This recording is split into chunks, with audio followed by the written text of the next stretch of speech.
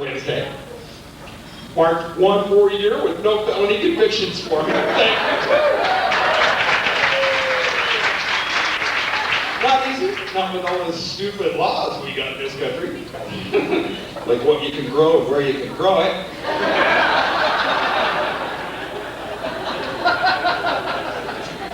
You have to be careful every place in this country you go to. Everywhere. I mean, you know, you think you're in something that's honest and straightforward. For example, 8-10 years ago, I was up in Montana.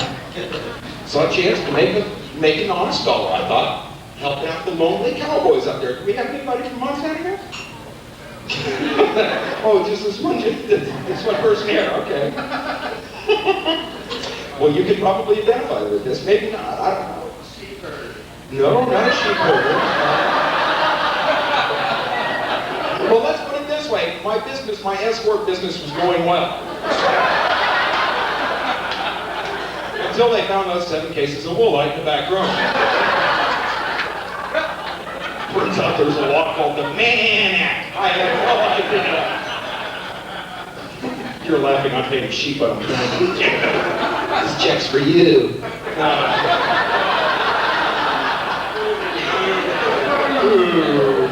Oh, yeah, right. Oh, my goodness. Now, you have to be careful. I mean, you can run into problems in the most incredible places. I was in Utah, outside of Moab, Utah. Anybody ever been to beautiful middle of the godforsaken desert, Moab, Utah? Beautiful place. Beautiful place. Got busted by a sheriff, Mormon Sheriff Joseph Smith, the 23rd. A lot of Mormon Catholics in the room. That's nice tonight. I was in trouble though, right from the get. He came up to my car and he goes, "Boy, you ain't from around here. When was the last time you was at temple?" I go, 63 at Friends Bar Mitzvah. That's right, wrong temple. And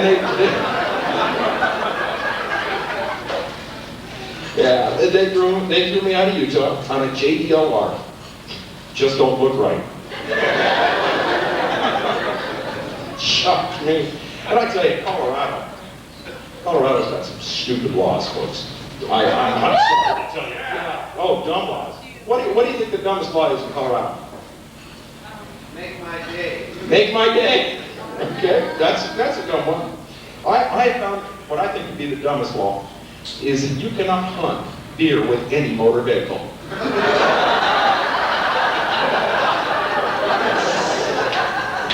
I'm cruising with no lights, hanging out the window. Going, Andy, it's me, Bumper. They took away my chainsaw and everything. It was depressing. It really was. And I was so glad to have a car on with. Oh yeah, that times have not always been easy for me. My first winter in Colorado, moved to Colorado Springs. First winter was the winter of 1982. Does anybody remember that? How many people had the same problem I did? The Everclear kept icing up in the bottle. It was awful. God, and desperate times. Hard to survive on the streets. All the dumpsters are frozen shut. Remember that? I mean, it was terrible. There was even armed guards around the petting zoo. You know, and they all looked suspiciously well fed. But that was the year, resourceful person that I am, that I discovered a delicacy we have in this state. Roadkill. Oh, don't groan, a little bit of salt tastes a lot like chicken. Well, furry chicken.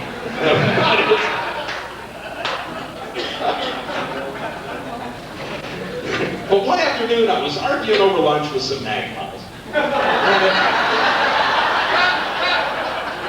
And it dawns on me, I should try hunting like my Paleolithic ancestors. Now you would think sensibly that a balding, naked, middle-aged man charging a herd of deer with nothing more than a sharp stick and a rock would probably go on, right? Wrong. Deer can't laugh and run at the same time. Oh, it sounds easy, but just try hitchhiking home naked with $50. No.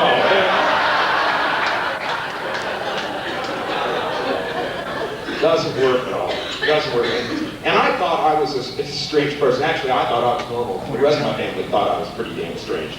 Till I moved to Colorado. What's that? Folks, we got some odd people in this state. Do we have any animal rights activists in the room? One or two, thank you. Yes, the lady in the fur coat, back in the back.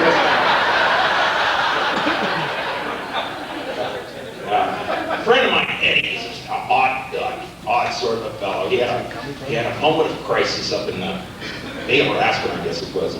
This last winter, he was up there. A woman got off the airplane wearing this beautiful white seal coat. Looks at her and she goes, and he goes, oh, do you know how many animals had to die to make that coat? She turned and goes, you know how many animals had to fuck to get it?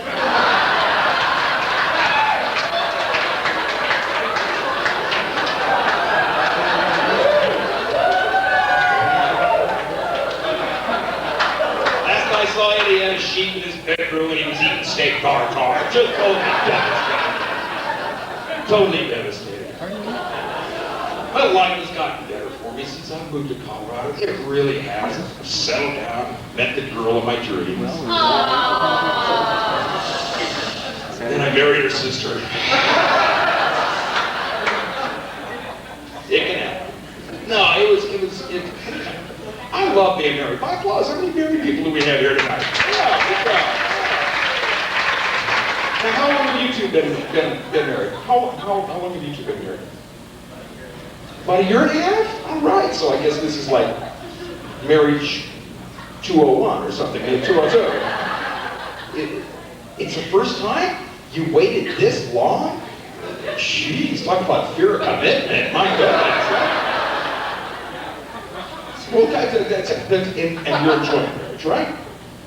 You're enjoying marriage, right? They sucked out half my brain and I feel like it, yeah.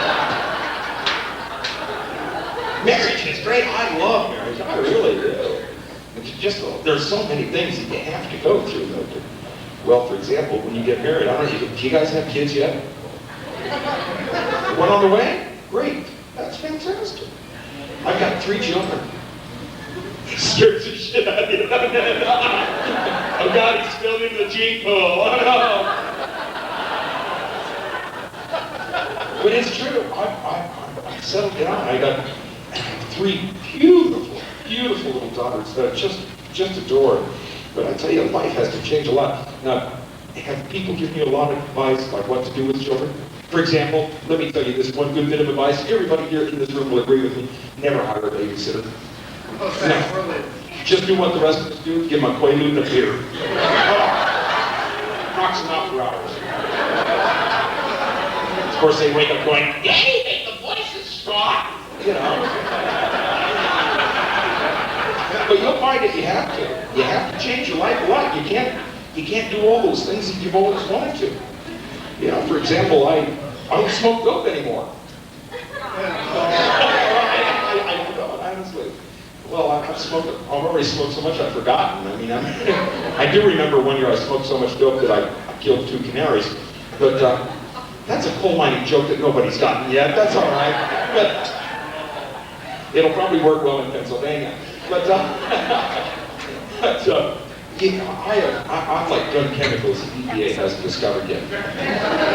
And my wife and I are constantly arguing, you know, because some of my old habits die hard. For example, she walked in the other morning when I was taking my arthritis medicine and got all pissed off because I was using one of the good silver spoons to cook it in. And you can't drink? No, you can't drink. No. You come home drunk, pass out on the couch. Not that it would happen to me, but you might find a clever 5-year-old with a felt marker. Right, drunken asshole on your forehead. Backwards so you can read it in the mirror. My name's Jim Bailey, that's my time. Thank you.